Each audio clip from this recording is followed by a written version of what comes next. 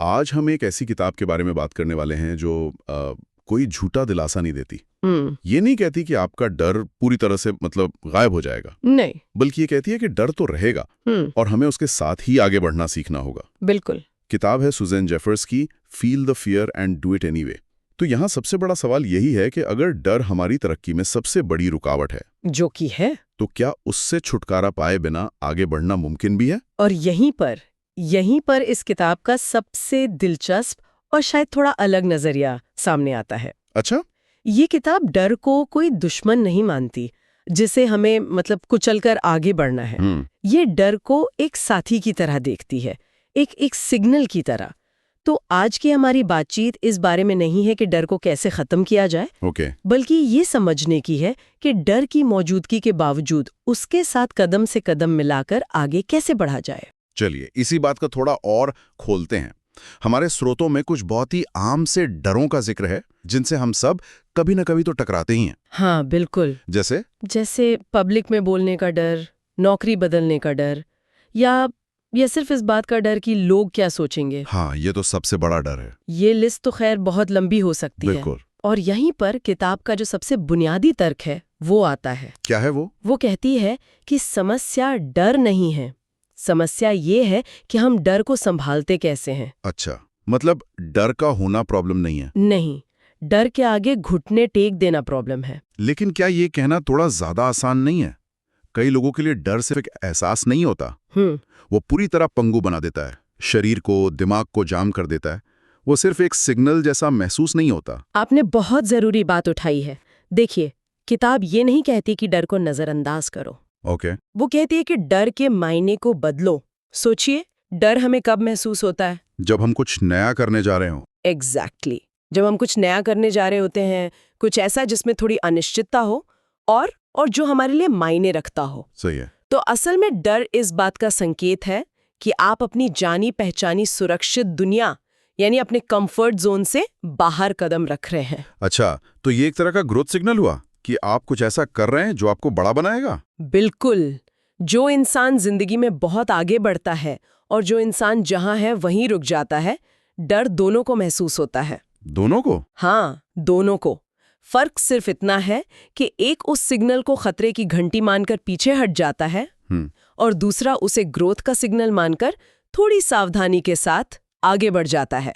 डर कमजोरी नहीं, ये जिंदा होने का सबूत है। और इसी बात से जुड़ी किताब की सबसे सीधी और शायद थोड़ी चौंकाने वाली सच्चाई सामने आती है। हाँ, लेखिका साफ कहती हैं कि डर कभी भी पूरी तरह खत्म नहीं होगा। बिल्कुल। ये सुनकर थोड़ा अजीब लगता है क्योंकि हम सब तो यही उम्मीद करते हैं कि एक दिन हम निडर हो जाएंगे। और यही समाज की सबसे बड़ी गलत फहमियों में से एक है। हम एक ऐसे पल का इंतजार करते रहते हैं जो कभी नहीं आता। सही बात है। लोग सोचते हैं जब मेरा डर चला जाएगा तब मैं वो बिजनेस शुरू करूंगी, या जब मैं थोड़ा और कॉन्फिडेंट महसूस करूंगी तब मैं उस प्रमोशन के लिए बात करूंगी। हाँ, ये तो बहुत आम सोच है।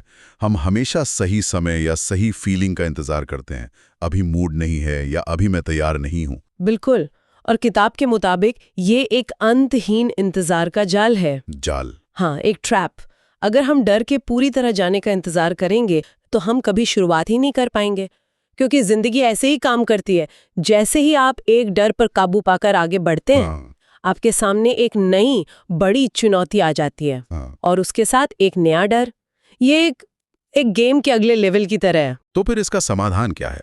अगर डर हमेशा रहेगा तो हम इस जाल से निकलें कैसे? इसका समाधान किताब के सबसे शक्तिशाली सूत्रों में से एक में छिपा है। लेखिका कहती है, आत्मविश्वास काम करने का इंतजार नहीं करता, आत्मविश्वास काम करने से पैदा होता है। एक मिनट, इसे दोबारा दोहराइए। आत्मविश्वास काम करने का इंतजार नहीं करता, बल्कि काम करने से पैदा होता है।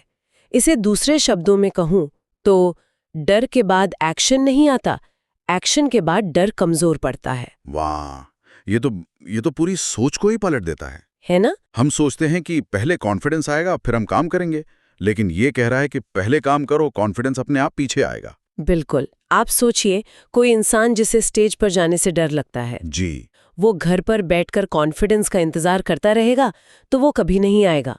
लेकिन अगर वो डरते डरते ही सही एक बार स्टेज पर जाके 2 लाइनें बोल दे, तो अगली बार उसका डर थोड़ा सा कम हो जाएगा। उस छोटे से एक्शन ने उसके दिमाग को सबूत दिया कि तुम ये कर सकती हो, तुम मरी नहीं। एक्शन ही आत्मविश्वास का ईंधन है। चलिए इसी एक्शन लेने वाली बात को और गहराई से समझते हैं। एक्शन लेने में जो सबसे बड़ी रुकावट है वो हमारे दिमाग में गूंजता एक सवाल होता है। कौन सा सवाल? अगर कुछ गलत हो गया तो, या अगर मैं फेल हो गया तो?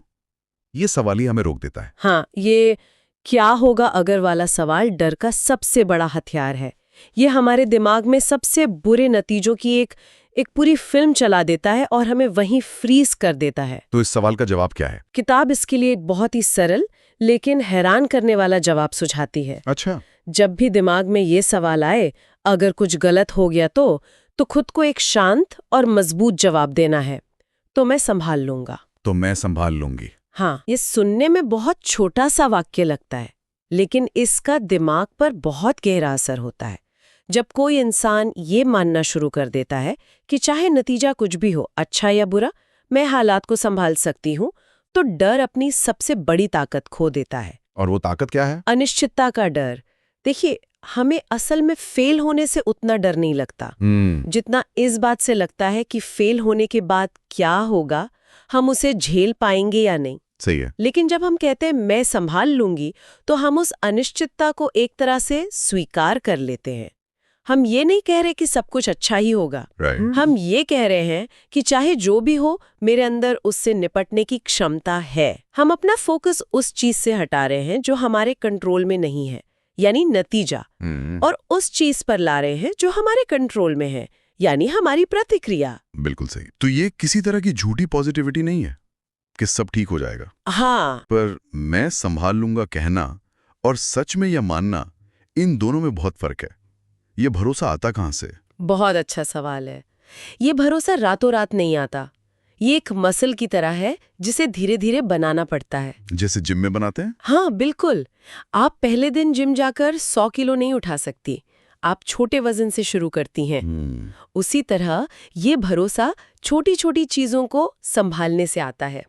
आज आपने एक मुश्किल बातचीत को संभाल लिया, कल आपने एक छोटी सी प्रेजेंटेशन दे दी। हर बार जब आप डर के बावजूद कुछ करती हैं और उसे संभाल लेती हैं, तो ये संभाल लूंगा वाली मसल थोड़ी और मजबूत हो जाती है। एग्जैक्टली। और मुझे लगता है कि ये संभाल लेने का भरोसा शायद तभी आता है जब हम दूसरों को या हालात को दोष देना बंद कर देते हैं, है ना? बिल्कुल। ये सीधे तौर पर जिम्मेदारी लेने वाले मुद्दे से जुड़ा है। आपने बिल्कुल सही पकड़ा।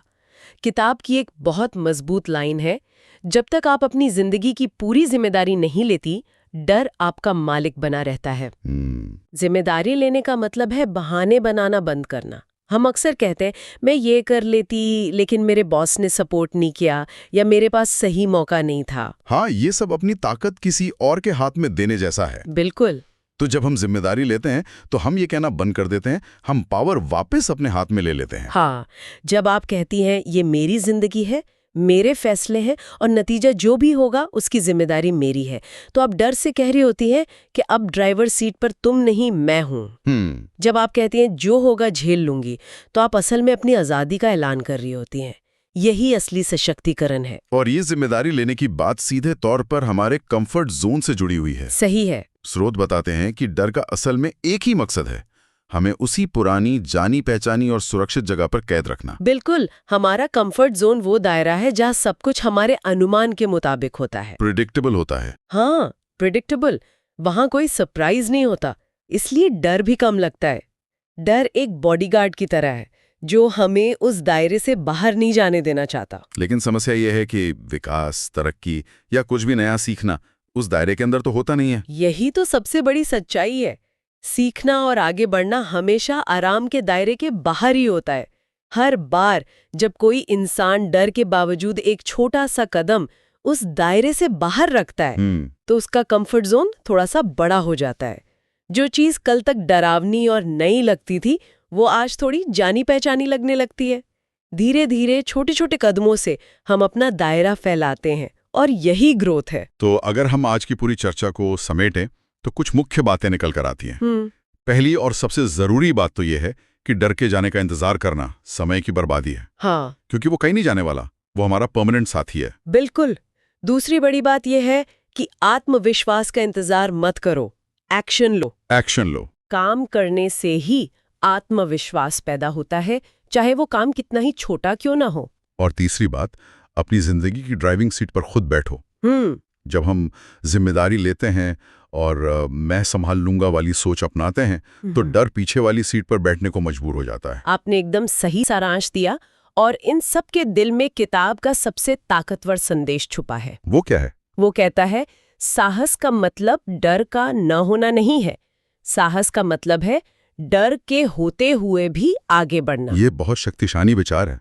हम अक्सर फिल्मों में ऐसे हीरो देखते हैं जिन्हें डर नहीं लगता। हाँ। लेकिन असल जिंदगी में शायद असली हीरो वो है जिसे डर तो बहुत लगता है, पर वो फिर भी वो काम करता है जो उसे करना चाहिए। बिल्कुल सही है। सच्चाई तो ये है कि कोई भी इंसान, चाहे वो कितना भी सफल क्यों ना हो, किसी नई चीज को शुरू करने से पहले कभी भी 100% तैयार या आत्मविश्वासी महसूस नहीं करता। कभी नहीं। हर नई शुरुआत में थोड़ी हिचकिचाहट, थोड़ा शक और थोड़ा डर हमेशा शामिल होता है। असली हिम्मत उस डर को महसूस करने और फिर भी वो कदम उठाने में है। तो अंत में ये सब इस बात पर निर्भर करता है कि हम डर को किस नजर से देखते हैं। एक दीवार की तरह जो हमें रोकती है, या एक सिग्नल की तरह जो हमें बता रहा है कि हम सही रास्ते पे हैं, ग्रोथ के रास्ते पे। आपने इसे बहुत खूबसूरती से कहा। और इसी सोच के साथ मैं एक आखिरी सवाल छोड़ना चाहूंगी। जी। अगर ये मान लिया जाए कि जिंदगी डर के खत्म होने के बाद नहीं बल्कि डर के साथ ही जी जाती है, तो आज ऐसा कौन सा एक छोटा सा कदम है जो डर के बावजूद उठाया जा सकता है? एक ऐसा कदम जिससे किसी का दायरा बस थोड़ा सा, 1 इंच ही सही, बड़ा हो जाए।